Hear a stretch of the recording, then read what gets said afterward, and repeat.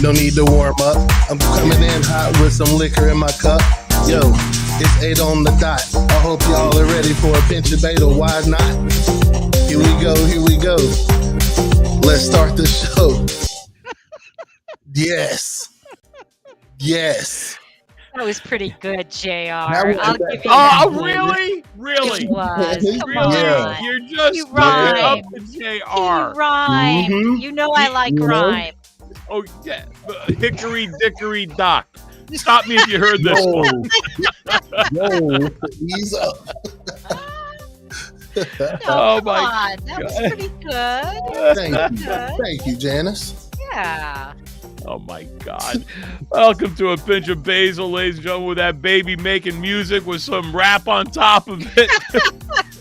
Why? We don't know. It's Wednesday, April 13th, and we are indeed live. It's the best damn radio video podcast show ever. I want to bring you fantastic guests who are the movers and shakers in the world, news, entertainment, authors, politicians, and sports stars from all over the world. I am Basil, your wonderful, humble, gracious host, along with our own queen of the airwaves, our own Janice Hermson, and our ebony M&M of love, for he'll melt in your mouth and not in your hands, my brother of love and chief engineer, J.R. Quitman. And we are indeed streaming this show and broadcasting our show, and I should say live, on Twitch at A Pinch of Basil, on Facebook at Basil Fans, on Twitter.com at Basil Fans, on YouTube at Basil the Comedian, and of course through Anchor and all of our 8 different outlets that they have, Spotify and Apple Podcasts, just to name a few. And let's not forget Greek Beat Radio. We think they're on the air with us. Yeah, we should be. Well, we're going to give it a shot. Never know. Hey, Florida, is it Florida Ito is on the show. What's going on, baby?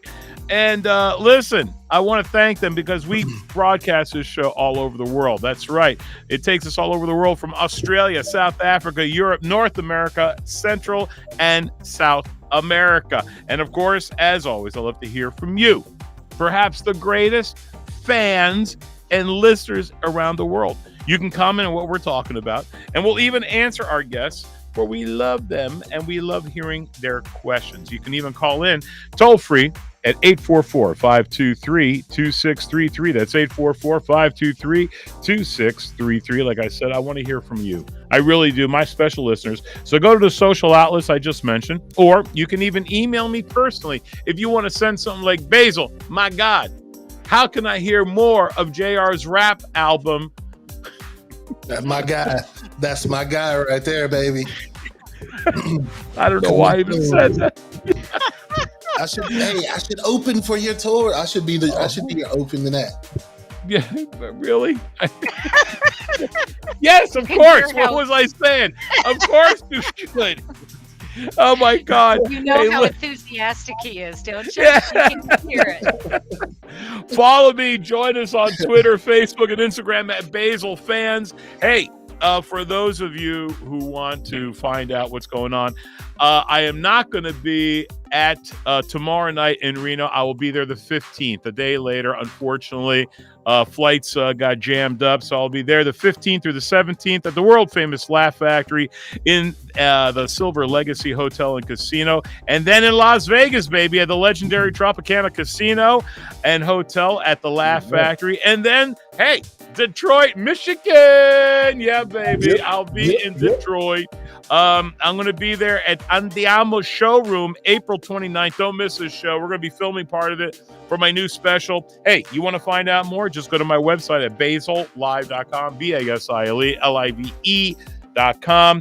And hey, casinos, theaters, fundraisers, corporate events, private parties, and comedy clubs, of course, email me at Basile, Basile at BasileLive.com. In a few minutes, our guest, author Tony Roth, will be with us about his new book, Trigger Point. And it's good to be back on the air with you guys. What's going on, y'all? Oh, yeah. Oh, well, we got the big rapper here, so, what else is there? Yeah, I know. That's all we got. Enjoy me while you can. I mean, as soon as everybody hears that, offers are gonna be coming in. Just be ready to pull out the checkbook. That's all I I'm was going saying. to say we better solidify that contract, right? Yeah, There we it better is. do something because we're going to lose JR, and God forbid Quickly. if Hey, we lose JR, it's the end of it. I just, It is. It is. You're not kidding to be there. honest, to be Come honest on. with you, I don't know what the hell we do without him. So, oh my God, you're the best rapper in the world, JR. You're just wonderful. the price is going up. The price is every minute we take. The price is going up. Cheers, everybody. Cheers. I gotta be honest with you. Listen, without you, man, both y'all, this is perhaps the only time I get to kind of let loose because I'm structured in my show, even though I probably don't show it. And I want to thank the people down in Sarasota. We did a hell of a fun a time, and with Steve Netta, who was my opening act, did a great job. And we were at perhaps one of the greatest comedy clubs in the U.S., McCurdy's Comedy Club and Theater. I just a wonderful, wonderful group of people to work with, and just a wonderful, wonderful audience. And my God, the place went nuts. And I just want to thank them all for being such wonderful guests. And you know what? Those T-shirts, remember the ones I told you about? The Basilicious T-shirts sold out. Nice. Sold out. Oh, that's awesome. Nice. Oh my gosh! So I just have enough That's to good bring stuff. for Reno and to bring for Vegas, and then but the ones I took down, no one was more surprised than me. I said, "We did what? We sold them all." Man, okay. So the only thing I was doing was signing the tongue on each one. Love Basil, love Basil, love Basil. So it was pretty good, man. What y'all been? Oh, by the way, Easter's coming. Next week is going to be. This week is Christian Easter. Next week is going to be Greek Easter, and so for all of our friends who are listening to us right now, for Christian Easter, have a happy Easter. Janice, both of y'all, I got the best gift. I have my godbrother, Anthony Mears from Riverhead, Long Island. There is a place called Papa Nick's, and he makes his own chocolate. And you know what? It's perhaps the best chocolate I've ever had in my life. And I'm not just saying that because he's my godbrother. Right. My mother christened him, but even my wife Kula went crazy. So the chocolate bunny broke into pieces, and we wound up going ahead and eating the hell out of it. But the big chocolate cross that he has, a solid chocolate cross, I'm telling you, I can't wait till Easter time to eat that bad boy. That one's good. Just unbelievable. What do y'all love? Oh, sorry to jump on you like that, but I love the holidays, especially with kids nowadays. You know what I mean? Just the candy and the extras and all that good stuff. Like I'll always be the biggest kid in the house. You know what I mean? So you and me both. We got to get the candy for daddy, but mostly for the kids. But listen, daddy needs Smarties. Daddy needs some Kit Kats. Daddy needs Reese's Pieces. Gotta have some Reese's Cups. Oh, man. Reese Cups, forget, man. I'll tell you. M&M's, peanut, got to have it. You know what? A sleeper, though? Sleeper M&M's are the caramel M&M's. Have you had those? No. I have never had those. They are sleeper delicious. Have you ever tried the almond M&M's? Oh, yeah. Anything with almond in it, unless it has coconut, I love it. Try throwing a bag in the freezer. Just throw a bag of them in the freezer, and then take a few out and put them in your mouth. They're frozen, but they just, oh my God, they're delicious. Janice, I don't know if you like M&Ms or any of that. Yeah, I do. I really like licorice much better, though. Twizzlers? No, real good licorice. Twizzlers are okay. Janice. Yes. Top Black 5 licorice. candies. Top My 5 top candies. 5? Oh, Let's gosh, I don't have 5. Let's do it. I don't have 5. You always ask me 5. Top 3. Oh, I would say licorice. No. Check that. Raisinets. Is number 3? Yeah.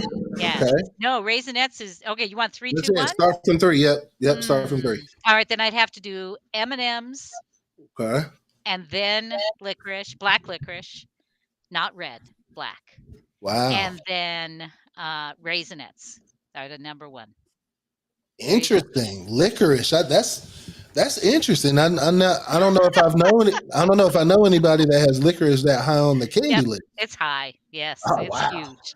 I get that for my birthday. People get me that for my birthday.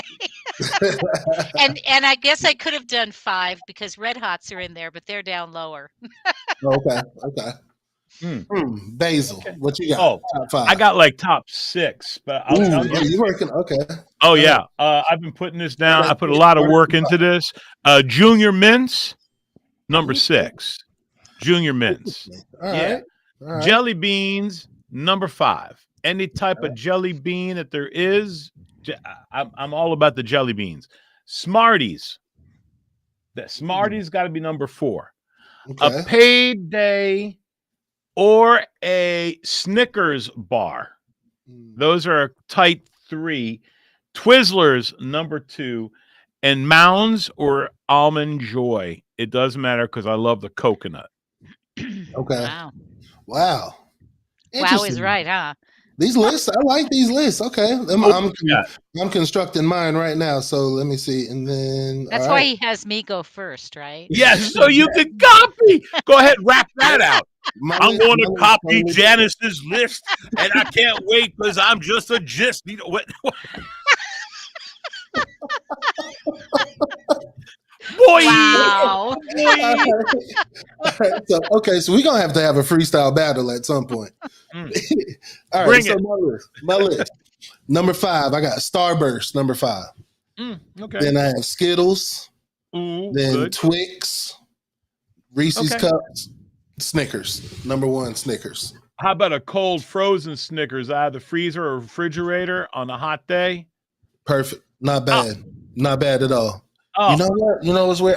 When I was growing up, I used to kind of melt my Snickers a little bit, throw it in the microwave and kind of melt it a little bit, and then eat it with a spoon. Really? Yeah. That's interesting. Okay. Very weird, yo. Weird. Yeah. That's what it is. It's weird.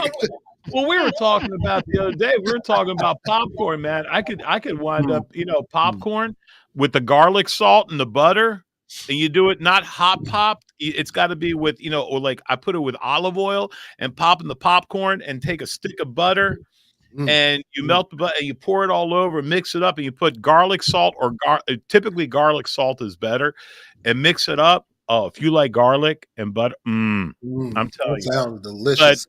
But jelly beans. You know what else I like? I know a lot of people don't like them, but to me, circus peanuts. Just specifically circus peanuts. No, not from the circus. Not peanut, baby. You want some peanuts, baby? You want some peanut? Baby, you want some peanut? You want some of my beer? You want some of my beer? You want some of my peanuts? No, ma'am. I don't want. I'm good. No, Thank you've you. never had circus peanuts? It's like when you go to what do you call it? CVS, and you go to all the candies, and it's those little orange things, and they're called circus peanuts. And there's like you would thought they smell like styrofoam, but you put them in your mouth and they're delicious. I know it sounds terrible, but I can't say that I have. I'm not familiar. Oh my God, you and I gotta go to a CVS one day and just go shopping. Oh man, that's good candy at the CVS's for sure. Oh, they got the mix. They got the good candy. They got the mix of all the different candies. You go to a cheap, gasoline station, and they'll have that stuff there too. And I'm like, yeah, no one wants this. It's been there hanging for 3 years. It doesn't matter. The expiration date has been over a year past, but you're like, yeah, this is really, really good. I like this, So for me, it's always been like fantastic. I love that. But I gotta be honest with you, man. The candies, and you and I should not be eating candies, Not as much as not as much as we do for sure. But I cut down. But oh my God, Halloween, I will take a handful of Smarties and put them in my pocket. And my wife goes, I thought we had a lot more Smarties. Yeah, those damn kids came around a lot, and they're growing up. I mean, they just digging in as much as they all day long. Oh my God, I want to thank Floria, who's listening right now. She says she's Greek, huh? And she says she likes Cobbers. What are Cobbers? I don't know. I don't know. Maybe she'll Not tell us. familiar. What are Maybe she can Cobbers, tell us what Floria? Cobbers Yeah. are. I have no clue. I don't Never know heard of either. them. I don't know either. Like Speaking, Cobbers? Is that it? C-O. Uh-huh. that just reminded me actually. C-O-B-B-E-R-S, yeah. Cobbers. Okay. So today is, I believe, Peach Cobbler Day, right? It If I'm not is Peach mistaken. Cobbler Day, and How it's the hell did also you know that? you've been What stealing do my you mean, how game I there, know that? buddy. It's also Wow. Oh, National Make Lunch Count Day. Like, Make, wow. do we have a problem with that? Wait a minute. Say what now? Say it again. it's Make Lunch Day. Make Lunch Count Day. Make lunch count day. Yep. Interesting. What did Yeah. you have for lunch? Anything special? Did you guys ever have this place? I called had an Licorice? awesome lunch. Ooh, We what you ate got? at habanero. I can't remember exactly the name of the whole thing, but it was habaneros in the name. And we had quesadillas, 3 different kinds, so we could all share and try the different kinds, Uh-huh. and Nice. some street Nice. tacos, and they were awesome. So if you're in Reno, you ought to go to it's a little place on Rock and McCarran, and it's wonderful. So you're going to take me there for lunch maybe on I Saturday? can. I can. I don't know if they're open on Saturday. I don't think they are. They kind of cater to the business crowd. All right, maybe we can go maybe on Friday when I get in. Maybe if you make it. If I make Right? If you get there. Yeah. that's the other question. If I make it, to say the least, Jesus. There is a place called Witch that we have Hmm. here, and it's a chain store, but they make some really phenomenal, great. And I had a great hero. I stayed away from red meat.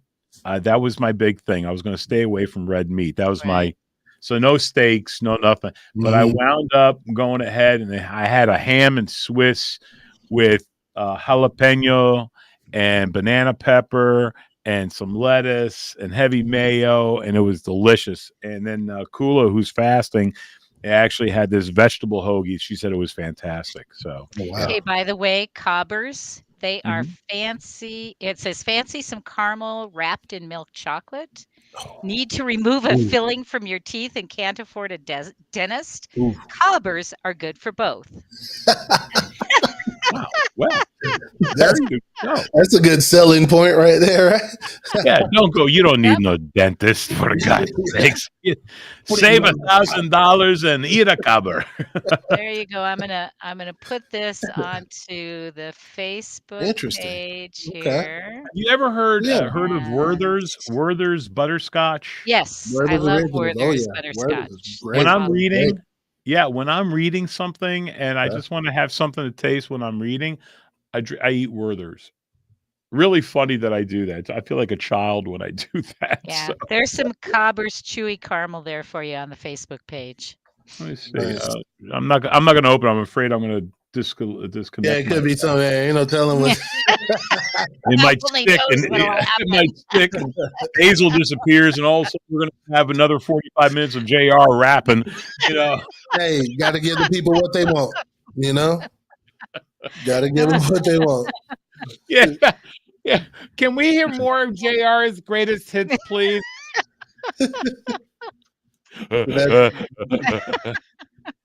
Boy, There we go. So those are Cobbers there, huh? Those are Wow. Cobbers. Yeah. Interesting.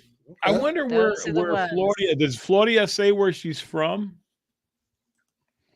Is she I from did not Australia? see Maybe still the coming up. link. So Floria, if you can tell us where you're from, that'd be really good. Australia's got some really different, unique type of taste of candy and beers and stuff like that. And one of the things I fell in love with is their apple ale. They have, and I like apple. I love the taste of apple juice anyway, but this is like an apple beer, and it was delicious. I would have like a couple every night after my shows, and big pints and stuff. It was fantastic. I really enjoyed it. Yeah, good stuff. I'm not a fan of like sweet alcohol, anything like beer, liquor, not anything sweet. I don't handle it well. Really? No, I don't. You get drunk off of it quick, or do you? No, I just my stomach gets upset off of it. I just can't, like Fireball, Goldschlager, Jaeger, any of those. No, I can't do it. I never liked Jaeger. I never liked. I always thought that was like ugh. And then people are like, "Oh my God, you got to do a Jaeger with some bull. What do you call that? Or a Jaeger bomb. Jaeger bombs, Yeah. and No, no. that's Why not would for I me. want to do that? You know, That's it not just for me. no. I remember. I mean, I like a little bit of the taste. You know, you remember children's aspirin growing up? Like Flintstones, children Yeah, aspirin, well, or yeah, there was just stuff. Wait, chewable chew. aspirin. Yeah. And that was our edibles of the day, to be quite honest with you. But I would have, and it was this little the thing when I was a kid, and it was children's aspirin, right? And I would take, and it was, and I would hallucinate, and I would see St. Joseph because it was St. Joseph's children's aspirin for kids, and I just pop them bad boys, hallucinate. It was me, Jesus, and St. Joseph. It was beautiful, man. We were talking about what we're going to do the next day and everything, and what we're going to do for lunch and stuff like that. It was nice. Right. Just as a kid, so you started early, huh? Oh yeah, hell yeah. Well, like I said, man, that was my edibles for that time. Right. If I had gummy bear edibles at that time, I would have been dead by now, to be quite honest with you. Janice, did you ever like take any children's aspirin or anything like that was because it tasted good? No, that wasn't me. No. Really? Nope, not my deal. So sorry. Man. Can't help you out on that one. Okay, I don't know what the hell kind of fun you were when you were a child. JR is going to show you in a second what kind of fun I am, aren't you, JR? There it is. Here we go. Bam. What the hell happened? She disappeared. Hey, she's on special assignment. She's again? On special assignment. Yeah, she'll be back. She'll be back. She gonna get some Cobbers and stuff. She's on, right. Oh my goodness. But yeah, man. So for lunch. So I made myself today. What did you make? I made myself fried bologna sandwich with a fried egg, some cheese, mayonnaise, toasted bread. Were you off the whole day today? No. I just go in late. So I take my kids to school or whatever, and then, mess around the house. I recorded. Oh, my goodness gracious. Can't wait for everybody to hear this. Recorded an amazing podcast this morning with In the Front Row with Mike Vaccaro. We had an amazing guest, a Super Bowl MVP. I'll leave it at that. Can't wait for that episode to drop tomorrow. We got to try and get him on the air one day. Oh, yeah. It was great. It was great. For sure. We got to get him on there for sure. It was just beautiful listening to the stories.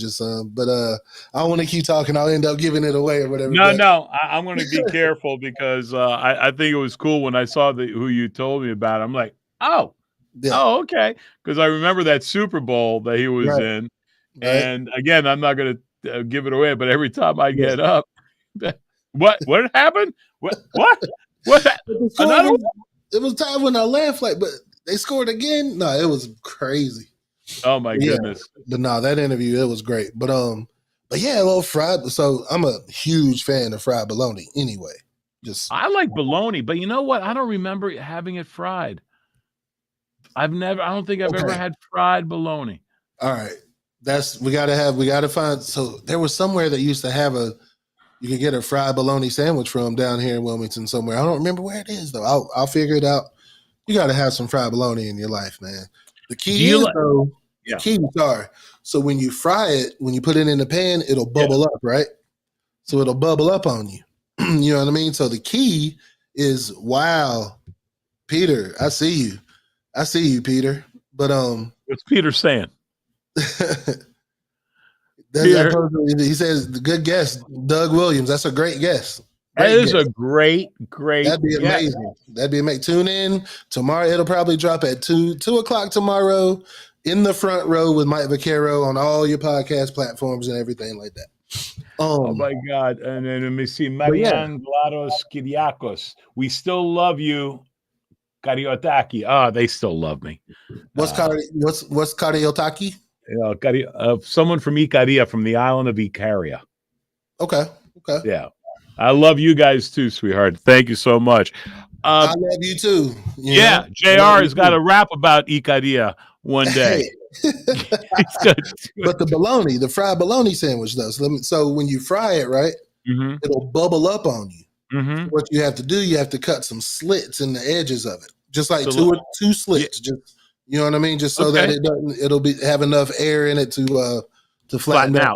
Yep. Yeah, but it's delicious. Burn and get a little crisp on it.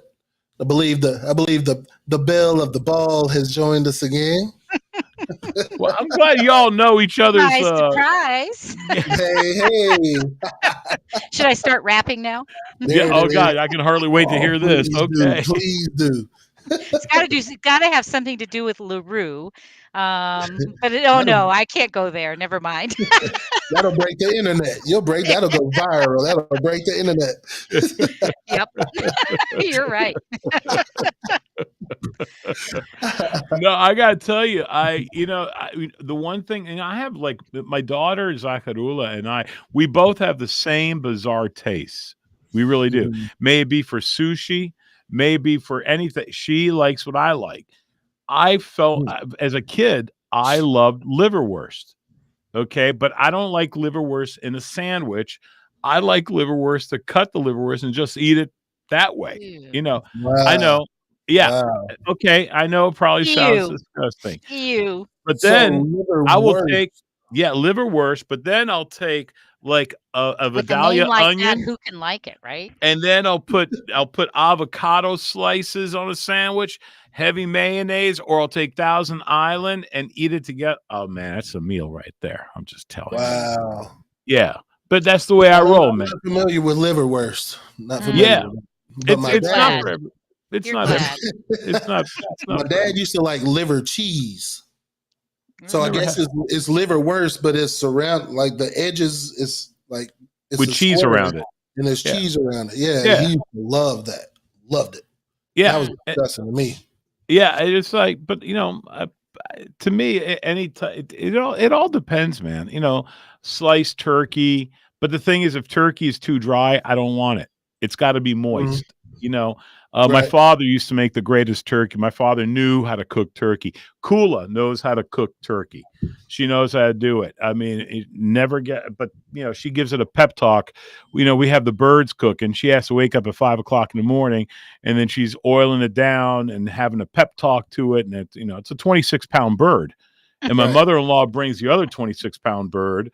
And then we got all this stuff. We got more turkey coming out of you name it. So it was always crazy. But for me, it's just it's just good eating, man. Bizarre foods, sushi, sashimi, any type of the. Oh, really? No, sir, Bob. I can't do it, man. How about you, Janice? Sushi? Not a seafood man. No. Really? No sushi. No. Mm-mm. Oh my God. No, sir. Is there any? I wonder if there's any good sushi places in Reno.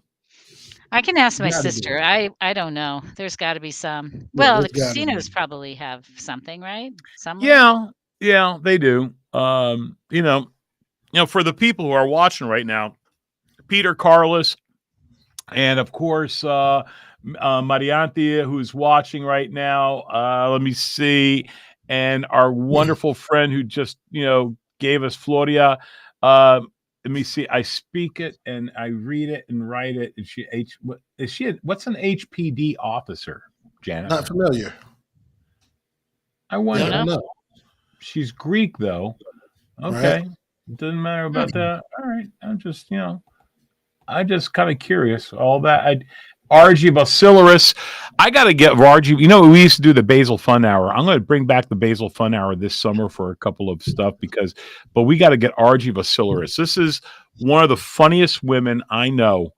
And she was an ex-postal inspector, and she's a gun-toting inspector. And she tells some of the craziest things over there, but she don't play. But she is one of the funniest people. I love having her. I know, and I got to get her on. She's one of the boys, if you know what I mean. She can hang. She can drink you and me underneath the table. You under the table. Oh, both of us. Both of us. No, absolutely. Absolutely. Well, we'll have to find out if Tony can be Yeah, drinking her under the table. Maybe. What do you think? right. mm, Let's invite him in. I think Let's he's in the invite him lobby. in. Let's invite him in. let's bring him in. Hey, Tony, Hey how there. I have been drinking all evening. as you should. Hey, Preparing cheers, for man. the show. The glass is empty, so cheers. He's prepared for you guys. Right? Oh, tremendous. He's Tremendous. a member of the family. Let me read this quick bio real quick for all of our fans who are watching and listening. Tony Roth has been a farmer, an Eagle Scout, which we will discuss later on, a college athlete, musician, a serial entrepreneur. He has flown more than 11 million miles, holds 6 patents. He is the youngest of 5 competitive brothers. He almost joined the seminary, but he thought twice about that. He founded a national care management company in 2014 in honor of his late father. Nicholas Ford was inspired by true events and was created. Was created over many glasses of scotch. Good man. I'm liking this guy more and more as I read. Oh my goodness. Blending years of bar stories, long-standing friendships in the intelligence community, and now new research. You see, Trigger Point is his first novel, and we're going to be talking all about this in the Nicholas Ford series. For more information, go to TonyRothAuthor.com. Tony, welcome in your intoxicated state to our show. Yes. And this is let me show you the cover of the book. I want to thank you for the actual book, Tony, that you usually send us. It's a quick read. I'm assuming it's a quick read. It looks better in real life. Does it really in real life?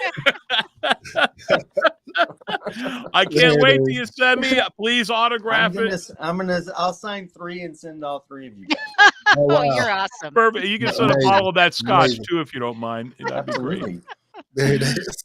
So, welcome to the show. Where can you tell us where you're calling in from right now? I am actually downtown Chicago, Lovely. where we've had torrential rain and threatening tornadoes south of us. So interesting weather here in Chicago.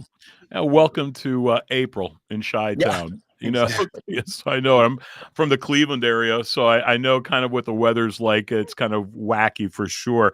And by the way, listen, I want to talk a little bit about your background.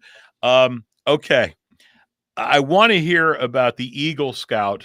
That is, you made Eagle Scout before you were 18. Yeah. It's a big, Just barely. Barely. Well, yeah. I mean, It was let's just say you weren't a virgin anymore when you made Eagle Scout. Okay. That's probably true. Yeah, good man. He's a drinker and a fornicator, ladies and gentlemen. I like him already. Yeah. Well, I There it didn't is. make it. I didn't make it despite the altar boy status. I didn't make it into the seminary. Yeah, it was good. Which is kind of curious. Just as an Eagle Scout, I have a lot of respect because I used to tease that I couldn't make it that far, and there's a long story with me. But you made it pretty far, and to be an Eagle Scout, it's a hell of an accomplishment for anyone to make it to that. How did you wind up getting from there? Did you always think that you want to become a priest when you were younger? Look, I grew up on a true story working farm downstate Illinois, just east of Springfield. If you know what they call what the folks from Central Illinois call Central Illinois, because they're very creative. Southern Illinois. But if you're in Chicago, anything south of Kankakee is Southern Illinois, but it's not. But anyway, anything to get out of farm work, right? I played, tenor sax, piano, drums to get into bands. My brothers and I had a band.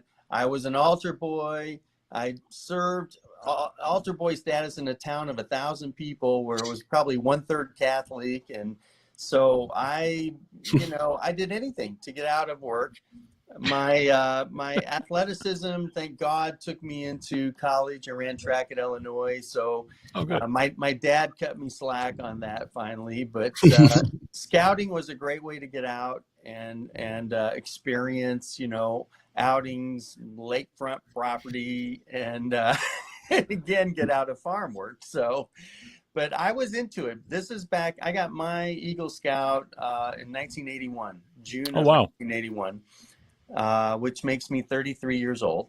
And Tremendous. And you look great for 33, by the way. Amazing. I'm Amazing. and so, but I did it in Springfield, so it was fun. Scouting back then was cool.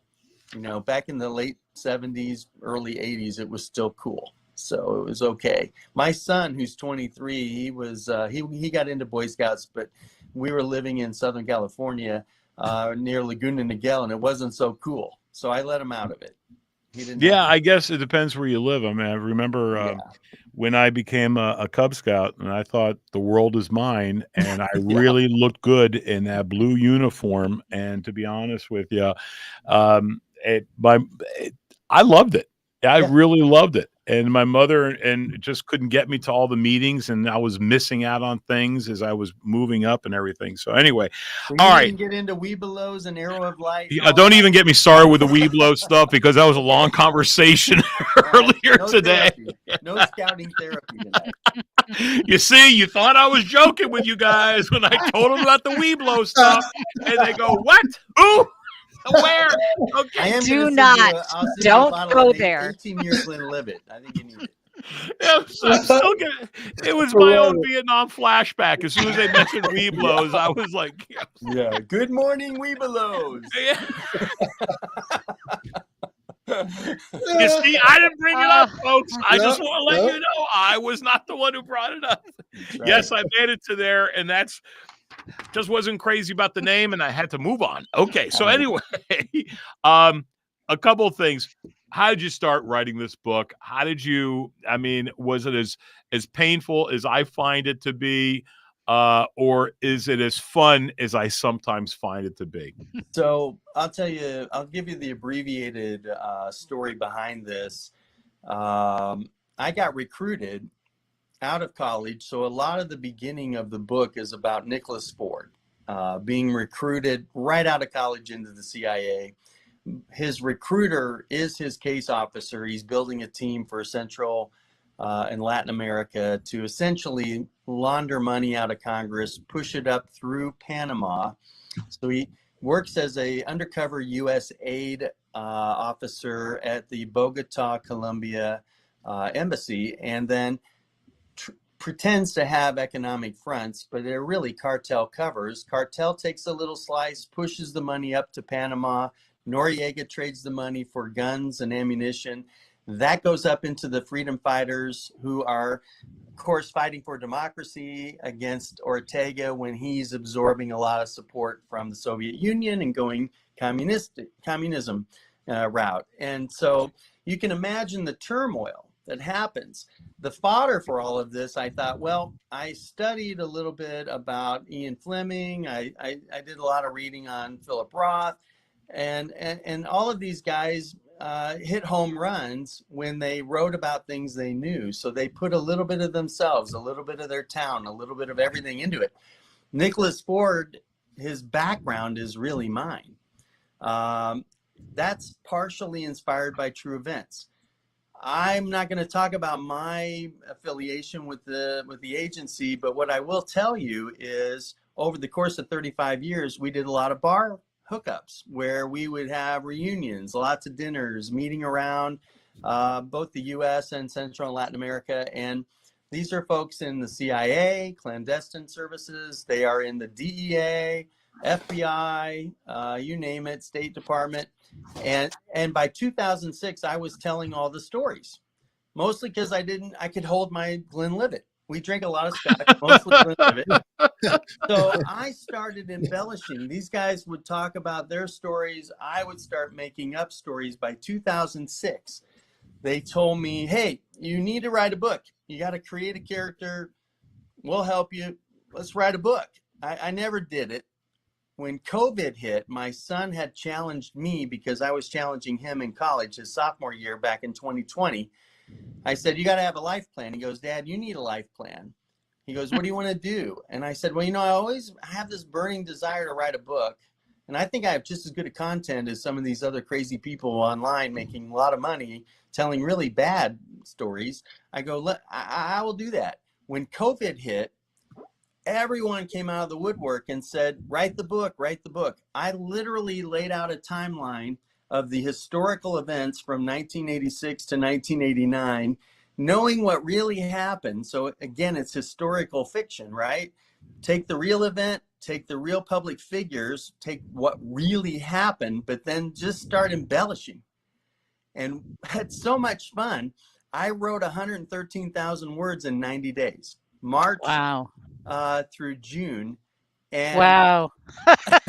that's Wow. You're impressing a publisher, so Oh, you know my that's goodness. something special. So here's what's funny. I send it around. I get a consultant. They send it down to a guy named Daniel Roth, who's 74 years old back in 2020. He's now my editing partner, if you will. He, no relation, worked with Simon Schuster.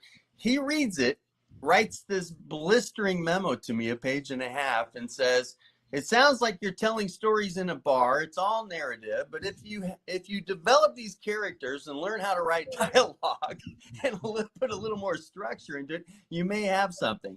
He goes, if you want to call me, I'll give you 30 minutes. Now, this guy's first book to movie was Taxi Driver with Martin Scorsese and all those guys. Wow. And he had done about 30 Wow. books to movies with Simon Schuster, and then went on to have a great career with HarperCollins, and then he teaches and does fun stuff now. So I called him up, and he started to explain to me what the 3-act structure is. And I said, do you teach like for real? And he goes, yeah. And I go, well, why don't you just teach me, but you can come aboard, I'll pay you, and then we'll figure out, maybe there'll be a team here because I need to learn how to write fiction. He took me under his wing. We fixed that book in less than 6 months. We took it around, and within about 90 days, we decided we co-opted the publishing with Merrill Moss Media Group, and it is taken off. So it's been a bit of a wild ride, but I like the way I do it because a lot of it comes from memory and these bar stories, and I already know the history. So that, for me, makes it a very simple process. How very, very cool. It's kind of funny. And Janice and JR know this. One of my favorite authors has always been Tom Clancy. Oh, yeah. And the series of books that it did. And a lot of people, and I worked in DC, as a matter of fact, I don't want to say a similar path that you took, but I worked in DC and I hung out with a lot of friends of mine who were in different services and everything. And I was around during Big Pine 1 and Big Pine 2, where I got a chance when I was actually on Capitol Hill at that time working for a congresswoman and also for DOD. And what I loved about Clancy, I could have gotten anything I wanted, and I basically did, just going to CRS, which is part of the Madison Library, which is the Congressional Research Service. And you can ask Tom Clancy where he got his stuff, because he got questioned left and right by FBI and CIA as to how he wound up getting it. And he wound up getting this information from CRS, okay, also from retired generals and admirals. And it was hysterical. And he goes, and he kind of like weaving the story like you did, creating, his Nicholas Ford, if you will, and, with Jack Ryan, and actually wound up, doing this. So I love how you got your inspiration over some scotch and drinking and shooting the bull, and you wound up having this. This is just absolutely, I love stories like this. When you first got started, because I'm sure you had other writers that you had in mind as well, that I'm sure you read their books. Was there another author that you kind of want to somewhat, I don't want to say emulate, or someone that you really, really admired? I mean, you may have admired Clancy as well. Who knows? Oh, I love Clancy, Patterson, Licorice. I really like the old stories from Ian Fleming, and I'll be brutally honest. I wrote this book for the people who like to read a book that probably should end up on a series or a movie. in reality. People read the book and they're like, this would make a great movie. And I'm like, well, great, because that's kind of what I had in mind as I was writing it. That's why it's a series. I've got 2 more right behind it. We hope to bring both of them out in the early part of next year. I had to get my courage up and see if this one was going to take fire or not. And so far it seems to be proving out. So we'll put the effort in and bring the next 2 out. They're not necessarily reliant upon each other. They're all 3 going to be great stories in their own right, but they do pick up, in the time span. And then we'll see. We'll move Nicholas Ford around the world at that point. I mean, with Ian Fleming, I mean, the one thing about Ian Fleming, he came at the right time because there was so much espionage going on. Oh, go ahead, Janice. I'm sorry. We have a signal. We have a signal. We do this if we have a question, but the problem is I can't see crap. And, I'm like, I don't have a pen. I was about to hold up my chapstick. You want to go first, JR, and then I'll take off? Not at all. You go right ahead, please. I don't know if I even remember my question now. No, I do. When you're thinking about the writing process versus the marketing process, which one do you find to be more difficult? Oh, that's a good question. I think the marketing process is a bigger pain in the rear end because I would agree with you. Literary, I've been an entrepreneur since really the 90s, early 90s. And so you can imagine I've been drug around the block. I've been defrauded around the block. I've been celebrated around the block. But this literary world of what's going to happen next, and is your book going to be acceptable or not, and Amazon is 60% of everything, it's like, all right, we'll you have to be creative. So I shoestringed it and brought in some really cool social media people. So if you go to my site, we put the site up about 9 months before we even brought the book out and began to create the caricature of Nicholas Ford.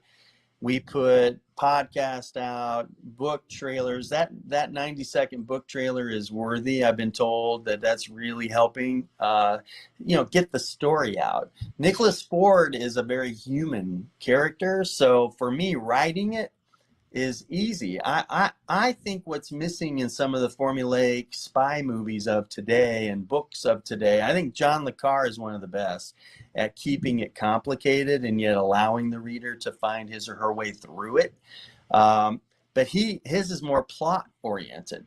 I think bringing Nicholas Ford to life and giving people all of the color behind Nicholas Ford's background, being an Eagle Scout, being a farm boy, in the 1980s, there was a big movement to recruit from the Midwestern colleges like University of Illinois, and as opposed to Yale and all the traditional Ivy Leagues, and people from the Midwestern schools would say, yeah, it's because we're patriotic, we're hardworking, we don't mind getting our hands a little bit dirty because of that patriotism. We'll go the extra mile and do the impossible. The problem is they're so patriotic, they get taken advantage of. And Nicholas Ford finds himself in a lot of moral turmoil, right away, doing maybe some acts that in most, circumstances would be seen as illegal or immoral or downright vicious and evil. And he has to find a way to console himself on one hand because of his duty, and then remind himself on the other hand, he has to get the job done. And he's being betrayed. Enemies turn into allies, allies turn into enemies, and it's quite the ride. So I got to get you the book because you guys are going to love it. I can feel it already. Are you kidding me? I mean, I got the paper here. Hold on. Hold on. You see this? I don't need the book. I'm going to send you the hardback because that way you'll be staring at me no matter what. And you won't forget me. I think, listen, and before, I'm sorry. Before, go ahead.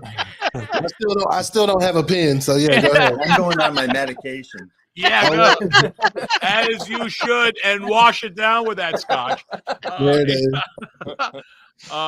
No, I think you're right, but having the people from the Midwest probably does make a lot more sense, because you're right; they are more patriotic, in my opinion. In the Midwest, I have friends of mine who I've met when I worked in D.C. who are now big shots. But it's kind of funny. You said you don't know who's in the clandestine services right now. These are the scumbags that you kind of want out there, right? Yeah. Well, people, I'll give you another tidbit. In the 80s, about almost half, roughly 44% of the clandestine operatives were civilian contractors. So they had regular lives, and back then, almost half of the undercover agents were encouraged or told it's okay to get married. And poor Nicholas was one of these guys. He got married, even though he was trying to get married because he and his college sweetheart wanted to please their Midwestern mom and dad and have a career and get married out of college and do all these things. And that was the deal back then.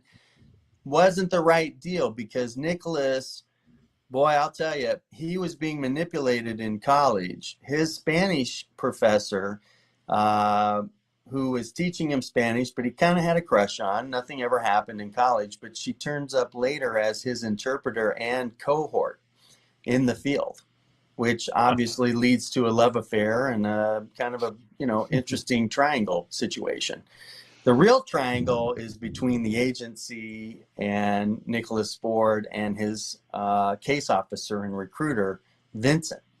And, it's that old joke, and you probably have heard this in Washington, D.C., where, hey, must be really good to have friends in the CIA. And my response for 30 years has always been, yeah, it is, until it's not. It can really suck at that point. There's another great author out there, because I really do want a book, because I can only read so much of this, but Gary Grossman with the Red series too. He would tell me about having people that you would not think would be involved in these various in working in the clandestine services that you would expect, and you never really know. That's right. And it's very, very true. There are people who I personally know that you're like, no way. And then you realize, like, okay. And you just shake your head and you don't discuss it ever again and you move on. And that's really about it.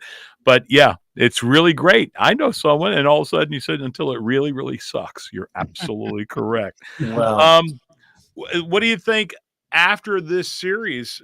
Where do you think you want to go afterwards, after you're done with Nicholas, or do you want to keep going?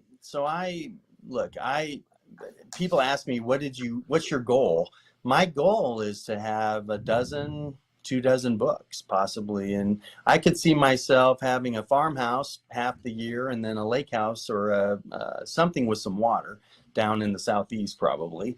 The other half of the year, I still have farm interest in Central Illinois. Is over 100 years in our family. So I would love to go back there from a small town originally and just take it easy and take 6 months, write a couple books and keep the series going. I think Nicholas is going to mature over the next 5, 10, 12 years. And I think that journey in and of itself, that personal development that you allow that character to have is going to be rich and very fruitful for people who want to follow a really cool character through the sands of time, through the mid 80s to maybe even the late 90s or early 2000s, and then and see how he handles it and what happens to him. His love interest, Gabriella, she's half American and half Mexican, very exotic, ends up becoming a major character in this. All of the women love Gabriella. They want to know.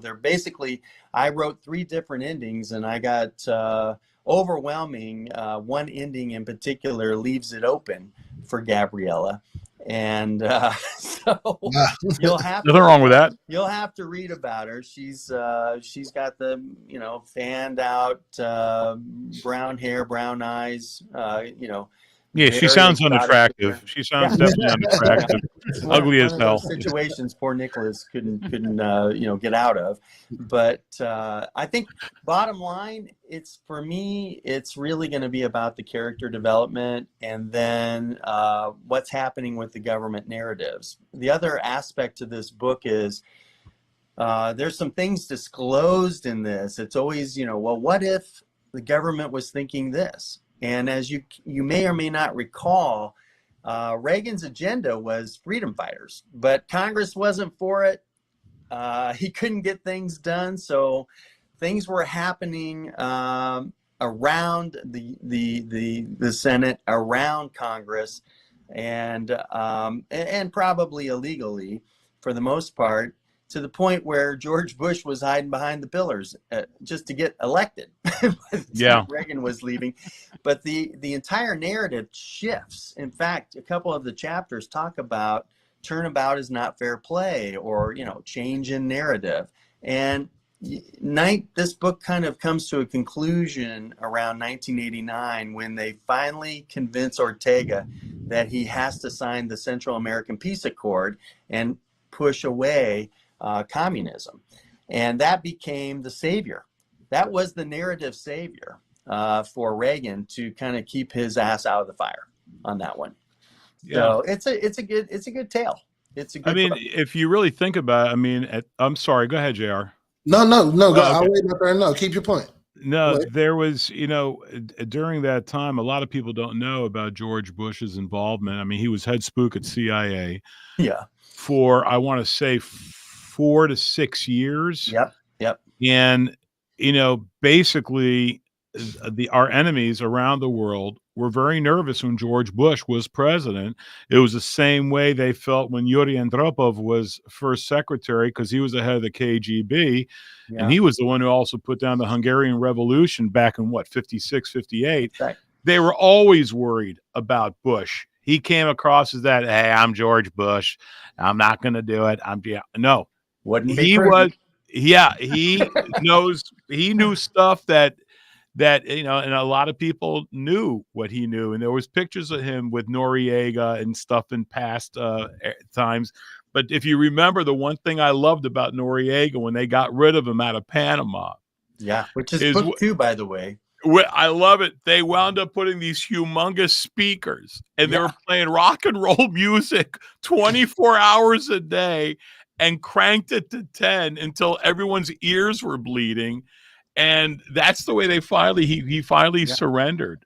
Yeah, there is some psyops in book number 2.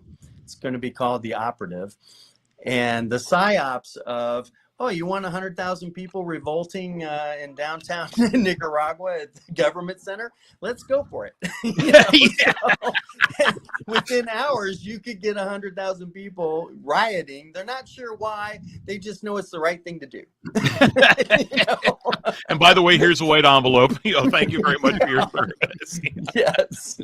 So there's a lot of things that happen.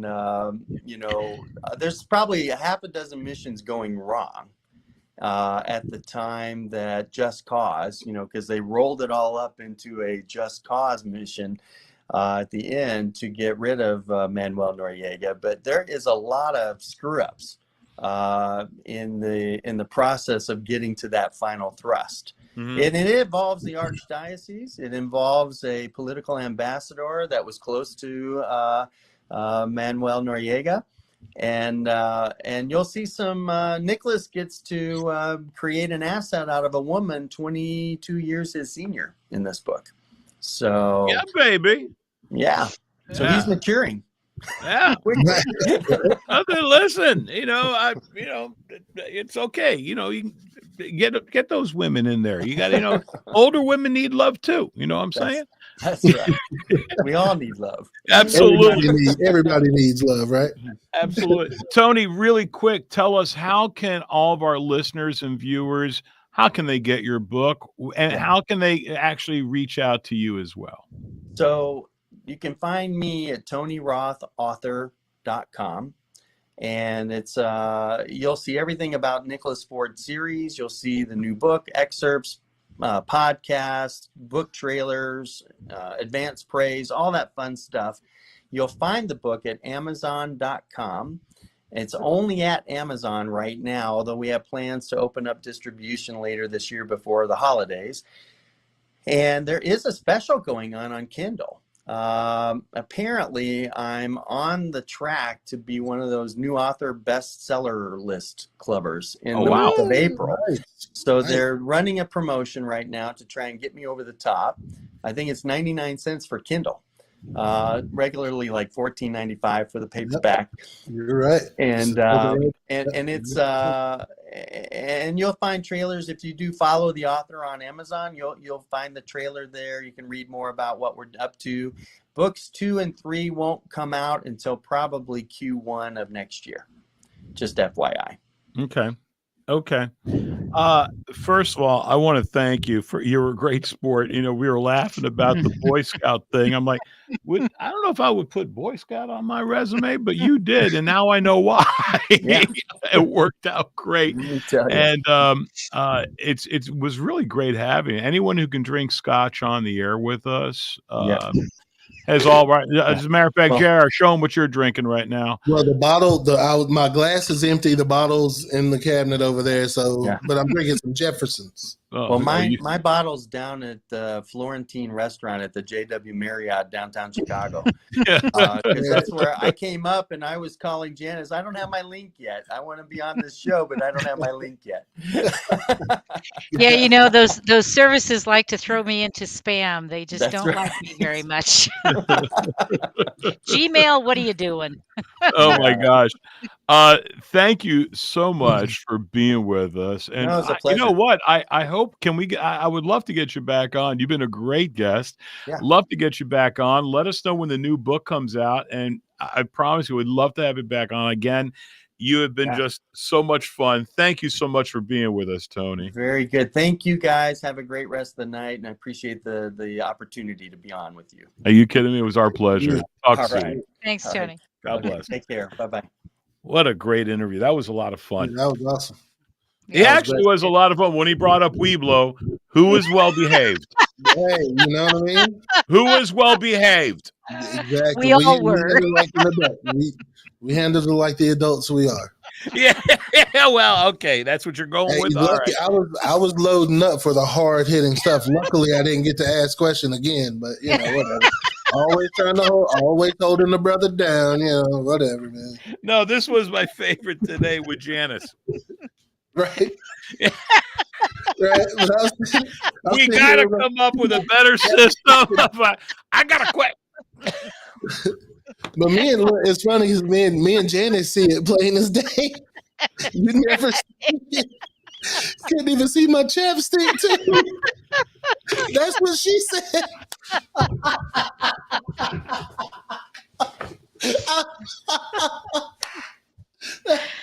Dude, I gotta give myself the drum roll. Where's the drum roll? Let's take you too long. Oh no, I'm at the rim shot. There it is. That's what I meant. Oh my God, that was hysterical. Oh my goodness. Okay, gracious. for all the people that were listening, let me see. George Passes, Archie Basileris, Jan Hermson. Do we know her? Yeah, there she is. Okay, Archie Basileris again. Peter Carlos. Are you serious? Yeah, Marianne He Galeras. says, I need a sparkler. I like it. No, it was actually you know what I really, really enjoyed? I got to be honest with you, is he's very right. There was a place when I worked on Capitol Hill, and it was called Basile's. And I always thought, how cool was that? That was right next to, oh my God, I don't know if it wasn't next to the Rayburn building, the Longview, I can't remember. So we would go there, and you would see congressmen talking with other congressmen, and then you see some people who were either FBI. You could tell there was just a different look to them, and they would talk, and then you could see them wearing guns and shit I'm sorry, stuff like that. It was always pretty interesting to see that, and I was really, he's right, and a lot of times, foreign agents would get information just from sitting at these bars and listening, because they didn't know if this was bullshit or if they were talking business. And, Langley was not that far, and everyone wanted to go into DC and have a date or have some drinks or whatever. So it was definitely a different time and it's going to be interesting now to see what's going to happen now with all the stuff in the Ukraine and what's going to happen with Putin. That's going to be something a little bit interesting, to say the least. So I'm kind of curious what's with that. Next week, he had a little. It says, "Thanks, Basil. I bought the Kindle version of this interesting book." How about that? Oh, there you go. There you go. There you go. And that's what exactly we want. We want to be able to have people. When we bring authors on, it's really Janice who brings them on, because being an actual publisher and an editor, and she is helps people put books out. She knows, and this was a good call, Janice. I'm glad that we had Tony on. Yeah, me too. He was interesting. To say the least. I love a good spy thriller anyway. A good spy thriller. I'm not I haven't read too many of the books, but a good spy thriller movie and all that. I love a good one, yo. That's right up my alley. Did you ever watch Hunt for Red October? Of course. Okay. Of course. I mean, to me, Hunt for Red October was one of the best movies. Gene Hackman in that movie was just incredible, right? In Hunt for Red October, he was the lieutenant going against. It was Sean Connery. You're thinking about the Alabama. No, I'm thinking of when they were on the USS Alabama. They were in the submarine. No, I thought it was Hunt for Red October. My bad. That wasn't Hunt for Red October. It was Sean Connery, who played the actual Russian captain, who is of Crimson Tide. I'm thinking Lithuania. Crimson Tide. Yeah, it was on the USS Alabama. That was my fault. My bad. But anyway, so I have not seen Hunt for Red October. Go grab Hunt for Red October and watch it from the beginning to end, and it's a tremendous movie. And how people who work for CIA and how they think outside the box, and when it's really interesting, to say the least. And I'm not going to blow it for you. Got you. I'll check it out. For sure. Anyway, folks, I don't know, Janice, who do we got next week? Do we know who we got next week? I don't remember off the top of my head, so we'll just surprise you. We will surprise you, folks. Listen, thank you so much for watching A Pinch of Basil. It's been a wonderful time. This is, again, April 13th. We're so happy that you joined us with our wonderful guest, Tony Roth, who had the wonderful book called Trigger Point. I want to thank all of you, and especially my co-hosts, Janice Hermson and J.R. Quitman. My name is Basil. Hey, love to all of you. We'll see you guys later on. Peace.